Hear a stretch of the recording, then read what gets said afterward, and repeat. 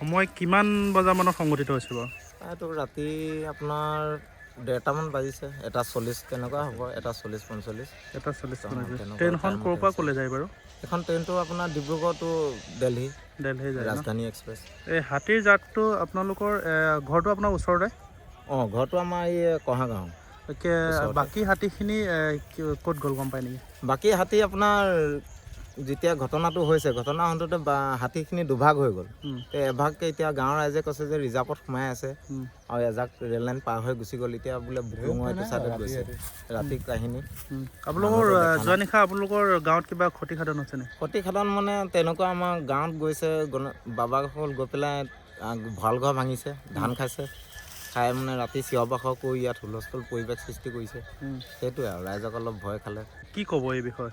সেইটো আপোনাৰ কি ফৰেষ্টৰ এটা গাফিলতিৰ কাৰণে হৈছে তেনেকুৱা, কাৰণ তেওঁলোকে জানে যে হাতী জাকটো ক'লৈ গৈছে, কোনফালে ৰাওনা হৈছে, তেওঁলোকৰ এইটো ইনফৰ্মেশ্যন পায়ে থাকে। তেওঁলোক আহিব লাগিছিল আগতীয়াকৈ, আহি পেলাই যদি গাঁৱৰ ৰাইজৰ লগত মিলি সংৰক্ষিত জেগাত যদি ৰাখি দিলে হয় হাতী বাবাখিনি, তেনেকুৱা এটা পৰিৱেশ সৃষ্টি নহ'ল হয় হয়তো।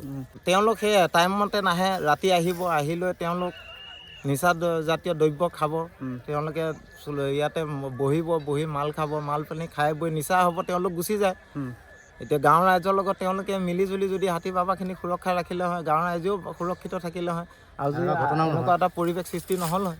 দিনতে সুৰক্ষা কৰিব লাগিছিলে, তেওঁলোকে জাননী দিব লাগিছিলে হয়তো গাঁৱত যে বাবাসকল এনেকৈ সেইফালে ৰাওনা হৈছে, আপোনালোকে অলপ সজাগ হৈ থাকিব, আমিও গৈ আছোঁ, আমাৰ লগতে সহযোগিতা কৰিব।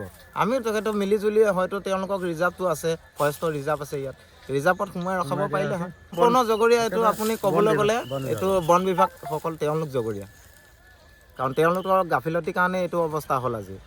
ট্ৰেইনত এতিয়ালৈ শুনা মতে ট্ৰেইনৰ মানুহখিনি একো ঘটা নাই ধৰি লওক, তথাপিও এটা সিহঁতৰ মনত এটা ভয় সোমাই গ'ল। আজি ট্ৰেইনখন যিটো অৱস্থাত আছে, প্ৰায় ক'বলৈ গ'লে ৰেলৰ চিলপাতৰ ওপৰত নায়েই ট্ৰেইনখনতো কেপচাইড হ'লেই, আৰু হয়তো আৰু অলপ যদি পিকআপত এনে ট্ৰেইনখনতো পিকআপতে আছিলে, এইটো হিচাপ মতে 30-40 আমি শুনা মতে এইটো পিকআপটো 30 মানত চলাব লাগে এইখিনি জেগাত, কাৰণ এইখিনি হাতী প্ৰতি বছৰ এইখিনি জেগাত হাতী আহে।